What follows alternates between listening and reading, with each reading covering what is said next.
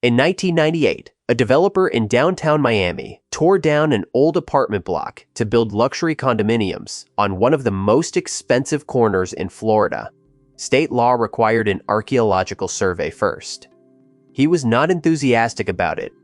When the survey went ahead anyway, it found a circle cut into the bedrock, 24 holes forming a perfect ring 38 feet across, carved roughly 2,000 years ago. The state of Florida paid $26.7 million to buy the site. Then, because the soft limestone would crumble if left in the open, they covered it back up with dirt. That is how the oldest structure on the American East Coast became a lawn. No one is allowed to dig. That circle is in Florida, and it is far from the strangest thing on this list. There is a hillside in New Hampshire, credited over the years to Celtic priests and Phoenician sailors, where the most sinister object turns out to be a machine for making soap. There is a stretch of California desert, covered in human figures the length of a blue whale, invisible from the ground that nobody saw until a pilot happened to look down in 1932. There is a snake made of earth in southern Ohio, a quarter of a mile long, that may be a portrait of a comet. And at number 1, on a floodplain across the river from a modern American skyline, there is a pyramid of earth that once anchored a city larger than London, a city that emptied out completely, and no one has ever fully explained why. Stick with us to the end, because that is the story this whole video is building toward. If you are interested in ancient places, forgotten history, and the stranger corners of American geography, subscribe. We do this a lot. Today, we are counting down 15 ancient structures in America that no one can explain. Number 15. Rock Eagle, Putnam County, Georgia. It sits on the grounds of a summer camp near Eatonton. Children walk around it every year and never quite register what it is. It is a bird. A giant one, laid out in thousands of chunks of milky white quartz, 102 feet from head to tail and 120 feet across the wings, standing about 8 feet high at the breast. Woodland period people shaped it here around 2,000 years ago, hauling white stone onto a low rise and arranging a raptor with its wings spread. Then they left almost nothing else behind. Decades of excavation have turned up a single quartz tool and some cremated remains. That is nearly the whole record, and from the ground it does not read as a bird at all. It only becomes one from above, which no one who built it could ever have managed. In the 1,930 seconds, workers put up a stone tower beside it, so visitors could finally see the shape the builders themselves never saw. It is still there, behind a low fence, waiting for you to climb the tower and look down. They built a portrait for the only audience that could ever have seen it, and that audience was the sky. Number 14. The Rockwall, Rockwall County, Texas. In 1852, 3 men digging a well in North Texas hit stone, not a boulder, a wall.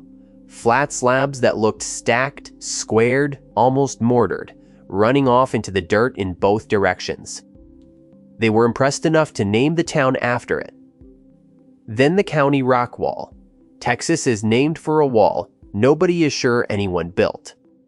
Over the years, it has been dug up at around 11 separate spots in and around the city, some sections close to 40 feet tall, and it does look built. There are what appear to be corners, courses, even shapes. People have called archways and windows. The geologists are not moved. Studies going back to 1901 and 1909, and again in 1988, keep landing on the same verdict. It is a natural sandstone formation, cracks in 80-million-year-old rock filled with sand, cemented, then fractured into neat, brick-like blocks. One geologist put it flatly, man did not build it. A cable show once excavated a section hoping to prove otherwise. Its own dig reached the same conclusion. Natural. One slab is on display outside the county museum. The rest is still down there. The town kept the name anyway. Sometimes the science arrives, and the county has already printed the letterhead. Number 13. Judaculla Rock, Jackson County, North Carolina. There is a single soapstone boulder in the mountains near Cahokia, covered in more than 1,500 carvings, spirals, stick figures, thousands of small cup-shaped marks, and no one alive can read one of them. The slab is roughly 16 feet by 11, sitting in a shallow bowl in the earth off a rural road. The carvings were made over a long stretch of time, from about the year 500 to 1700, by generations of native carvers returning to the same rock. It is the largest petroglyph in North Carolina and one of the largest in the southeast. The Cherokee know it as Judaculla rock, after Sulcalu, a giant who was master of the game animals. In their tradition, the marks are the scratch prints he left when he leapt from his mountain farm into the valley below. The nearby town, Cahokia, takes its name from his. It means Judaculla's place. In the lower right corner is the detail people come for, a carved handprint, 7 fingers. Scholars have guessed at the rest for over a century. A peace treaty, a hunting law, a map of a battle, a solar eclipse. The honest answer is that it was never written in any language we can still translate. The rock is still there on county land, weathering slowly under a boardwalk. It is still talking. We are the ones who forgot how to listen. Number 12. America's Stonehenge. Salem, New Hampshire. This 30-acre hillside has been credited to Celts, to Phoenicians, to Irish monks fleeing the Vikings, to Bronze Age astronomers who somehow crossed an ocean. It is covered in dry stone chambers, low walls, and a 4-ton grooved slab that someone, at some point, named the sacrificial table. The stones are real. Charcoal on the hilltop radiocarbon dates back as far as 2000 BC, so people genuinely used this ground in deep antiquity. But the land also has a paper trail. It was the Pattee family farm in the 19th century. Professional archaeologists look at the chambers and walls and see exactly the things New England farmers built in stone. Root cellars, drains, field walls. Exotic story starts in 1937 when an insurance man bought the place, decided Irish monks had built it, and physically rearranged the stones to match his theory.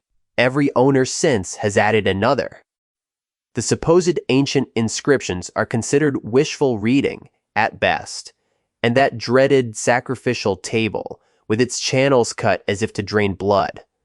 Archaeologists say it is almost certainly a lie stone, a device for making soap. You can still walk the trails today for the price of admission, past the chambers and an alpaca or two. The most sinister object on the hill turns out to be colonial laundry equipment. Number 11. The Newport Tower. Newport, Rhode Island. In a small park a few minutes from the harbor stands a round stone tower on 8 arches. It has no roof. It looks like a piece of medieval Europe that wandered off and got lost in a New England town. For nearly 200 years, people have insisted someone extraordinary built it. Vikings, around 1150, Knights Templar, 1398, Chinese explorers, 1421, Portuguese sailors, 1501, the list keeps growing. The tower is about 24 feet across and rests on more than 450 tons of stone. The Norse theory took off in 1837 when a Danish scholar published a book calling it a Viking church, right when Americans were hungry for a history older than Columbus. The evidence is quieter. Rhode Island's first colonial governor, Benedict Arnold, great-grandfather of the trader, mentioned his stone-built windmill in his will in the 1670 seconds. The tower's arches match 17th century English windmills. And when scientists carbon dated the mortar in the 1990 seconds, it came back between 1635 and 1698. So the stone is colonial. The mystery is not in the tower. The tower still stands in that little park, free to see its interior fence. 6 civilizations have been handed the credit for a building that was in all likelihood grinding corn. Number 10, Grave Creek Mound, Moundsville, West Virginia. It looks like a hill in the middle of town. It is not a hill. It is a grave. The Grave Creek Mound rises 62 feet, roughly a 6-story building, and spreads 240 feet across the base. It is the largest cone-shaped burial mound in the Western Hemisphere. The Adena people raised it around 250 to 150 BC, moving an estimated 60,000 tons of earth to do it, one basket at a time, over generations. The town that grew up around it took its name from it. Inside are burial chambers stacked at different heights, timber-lined rooms holding a few important dead, laid out with copper bracelets and thousands of shell beads. In 1838, 2 local men tunneled straight in looking for treasure. Among the bones, they reported a small inscribed tablet covered in strange characters. For decades, the Grave Creek stone was offered as proof of some lost writing, some vanished race that surely could not have been Native American. Then someone matched its characters to a book, printed in 1752. The tablet was almost certainly a hoax, slipped in to draw a crowd. The mound is still there, across the street from an old state penitentiary. You can climb steps to the summit and stand where the tunnelers broke through. The people buried inside were real. The message someone left beside them was not. Number 9. The Miami Circle. Miami, Florida. We started with this one, so here is the rest of it. When the survey crew found that ring of holes in 1998, 24 of them formed a perfect circle, 38 feet across, cut into the soft oolitic limestone that Miami sits on. Burnt wood inside the holes dated back somewhere between 1800 and 2000 years. It is the only prehistoric structure ever found carved into bedrock in the eastern United States. The builders were the Tequesta, a people who fished and gathered along Biscayne Bay long before the city existed. The circle was almost certainly the footprint of an important building. Offerings of animal bone and unused tools were tucked into the holes. Among the finds were axe heads made of basalt, a stone that does not occur anywhere in Florida and had to travel some 600 miles to get there. It nearly became a parking structure. Instead, the state paid nearly $27 million for it, then reburied it to keep it from crumbling. So it is still there, under a quiet lawn at the mouth of the river, ringed by glass towers and yacht slips. The most important thing on that block is the one thing no one is allowed to see. Number 8. The Blythe Intaglios. Colorado Desert, California. The desert north of the town of Blythe hides giants. For most of history, nobody on the outside knew they were there. Then, in 1932, an army pilot flew over and looked down. Figures were etched into the desert floor. A human form with its arms outstretched, 171 feet long. Animals. A coiled serpent. Geometric lines and a ring, more than 100 feet across where people may once have danced. They were made the hard way. Someone scraped away the dark, sun-baked surface pebbles to expose the paler ground underneath, drawing a negative across open desert. The people of the lower Colorado River made them, most likely. In Mojave and Quechan tradition, the great human figure is Mestamho, the creator of life. No one can pin the exact century. Estimates run from a few hundred years to well over 1,000. The obvious question has no good answer.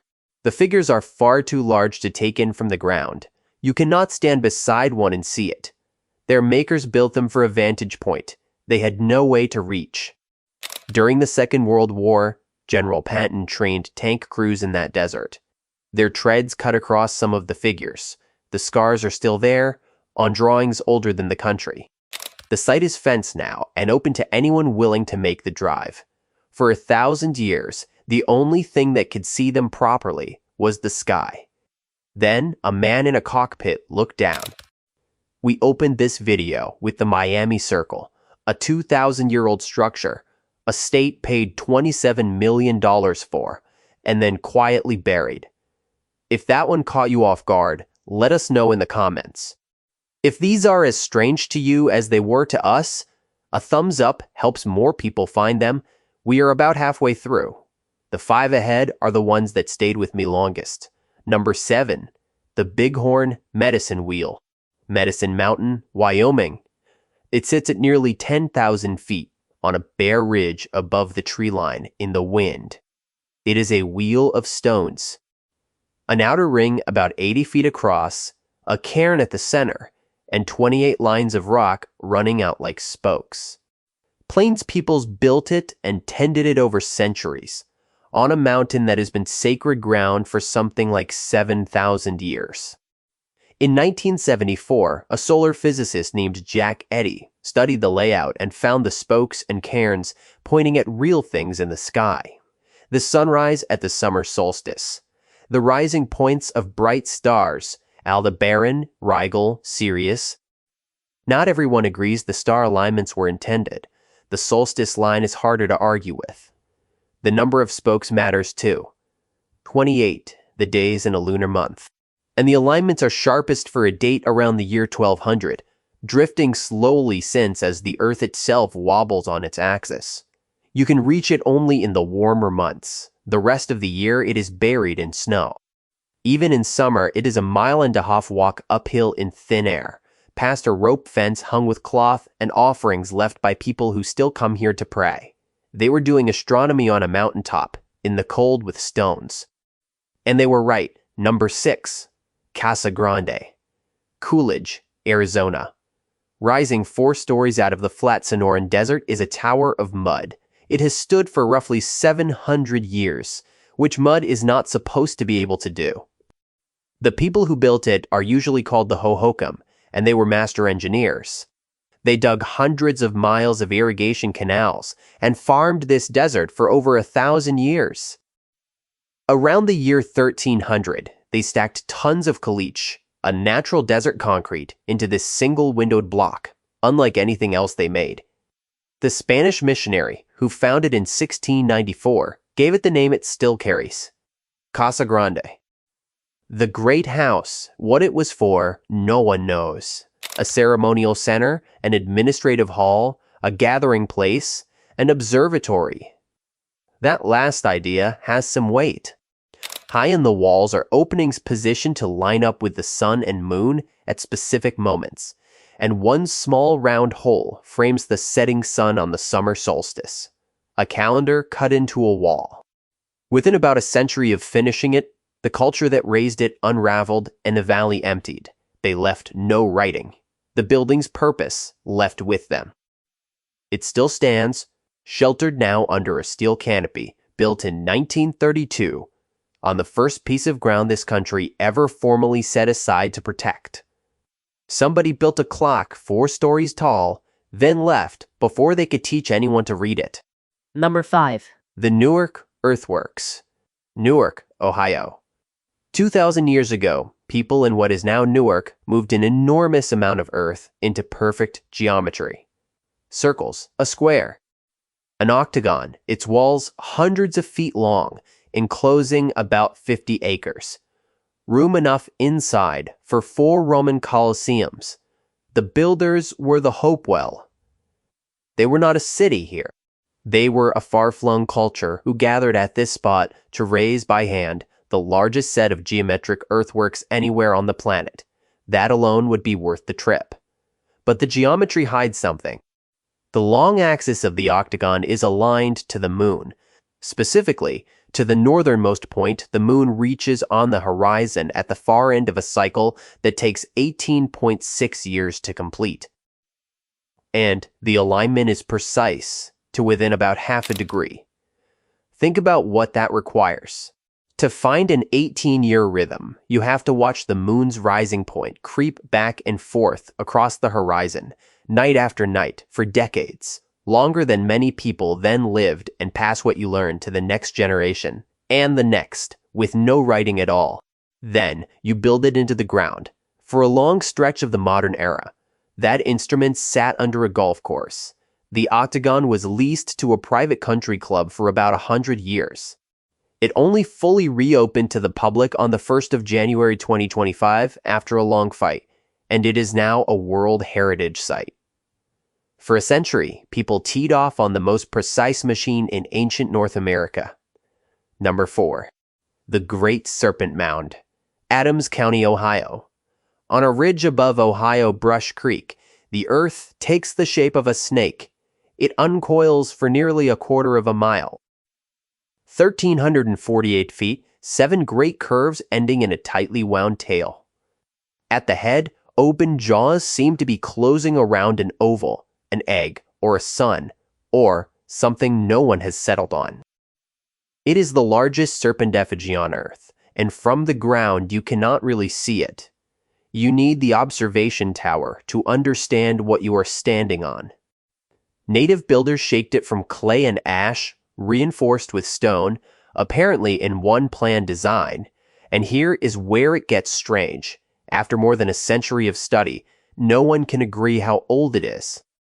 For a long time it was credited to the Adena culture, around 300 BC, because their burial mounds sit right beside it. Then, in the 1,990 seconds, radiocarbon dating of charcoal inside the serpent came back at around the year 1070. 1,000 years later, the work of a different people, the Fort Ancient culture. A later study pushed back toward the older date. Many archaeologists now think both are true.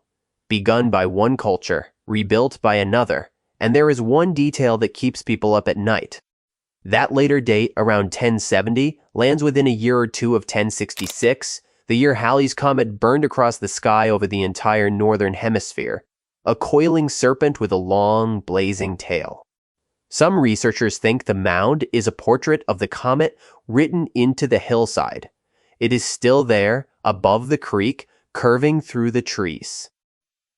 A snake in the earth may be the closest thing we have to an eyewitness account of the night the sky caught fire. Number 3. Poverty Point, West Carroll Parish, Louisiana. For most of the last century, archaeologists were confident about one thing. Hunter-gatherers did not build monuments. People who did not farm, who followed the food, did not have the numbers or the organization to move mountains of earth. Then there is Poverty Point. On a ridge above the Mississippi floodplain in northeast Louisiana stands a complex more than 3,000 years old. 5 mounds and 6 enormous curved ridges nested one inside the next, wrapped around a central plaza. It was built between roughly 1700 and 1100 BC. When Stonehenge was standing and Egypt still had pharaohs, people in Louisiana were doing this. The scale is the thing. They moved something on the order of 75,000 truckloads of dirt. A modern estimate puts it at about 140,000 dump truck loads, with no wheels, no draft animals, no metal, just baskets and hands. And the people who did it were foragers, hunters and fishers and gatherers. The very people who were not supposed to be able to. Here's the detail that stops people cold. In all the digging at Poverty Point, no one has ever found a burial. No cemetery. No human remains. A monument raised by staggering collective effort, and it holds no dead. The newest thinking is that it may not have been a city ruled by chiefs at all, but a gathering place. Communities traveling in from hundreds of miles to trade and to perform rituals meant to steady an uncertain world, then going home again. It is a state park now and a World Heritage Site. Its great ridges so wide and low they are easiest to read from the air. They moved a mountain of earth by hand and left no one behind to bury. Number 2. Chaco Canyon, San Juan Basin, New Mexico. This is a canyon, so dry and so bare it is hard to understand why anyone would build here at all. Little water, almost no timber. And yet, for 300 years, this was the center of the ancestral Puebloan world. Between about the years 850 and 1150, they raised great houses here, massive multi-story stone buildings. The largest, Pueblo Bonito, held more than 600 rooms and rose 4 and 5 stories. To build even a modest one, they carried an estimated 26,000 trees on foot from mountains 30 to 50 miles away. No wheels, no animals, just people, and rope, and distance, and they built to the sky. Walls aligned to the equinox. Sunrise, one wall throws no shadow at noon. On a butte above the canyon, a spiral carving catches a dagger of sunlight that marks the solstices. Then there are the roads. Wide, dead straight avenues cut across the desert. The strangest, the Great North Road, runs almost perfectly north for 35 miles and arrives nowhere. No town, no resource. Archaeologists think it was never meant for trade at all, but for the spirit, a road pointing toward the place the Puebloan people believe they came from. And then, over roughly a single generation in the 1100s, they sealed the great houses and left. A brutal, decades-long drought is the leading explanation. But why here? Why on this scale, and why leave so completely, no one can fully say. The ruins still stand at the end of 20 miles of dirt road, under one of the darkest night skies left in the country. They built a road to walk toward home. And then they walked it. Number 1. Cahokia, Collinsville, Illinois. Stand on top of it, and the wind does not stop. Below you, flat grassland runs to a far tree line, and past that, low on the horizon, sits the skyline of St. Louis. Behind you, 100 feet down, an interstate hums. Under your boots is the largest earthen structure in the Americas, and the grass is very quiet. That is Cahokia. 1,000 years ago, it was a city, the largest anywhere north of Mexico. At its height, around the year 1250, as many as 15 to 20,000 people lived here. That made it larger, in that moment, than London. It did not grow slowly. Around the year 1050, in a span archaeologists sometimes call a Big Bang, a modest settlement erupted into a planned metropolis. More than 100 mounds, wide ceremonial plazas, a ring of tall cedar posts, a wood henge, set to catch the sunrise on the solstices and the equinoxes. At the heart of it, this pyramid of earth built, basket by basket, 22 million cubic feet of it, carried up by hand and stone tool. On its summit stood the house of whoever ruled. The name is not even theirs. Cahokia is borrowed from a later tribe, and the mound is named for French monks who briefly lived nearby. What these people called their own city, we do not know, because here is the part no one can explain. By around the year 1400, it was empty. The whole city, the trade networks reaching from the Gulf to the Great Lakes, the mounds, the plazas, abandoned. The region around it emptied out so completely that archaeologists call it the vacant quarter. The climate turned cooler and less certain. There was likely flooding, strain on the land, maybe conflict.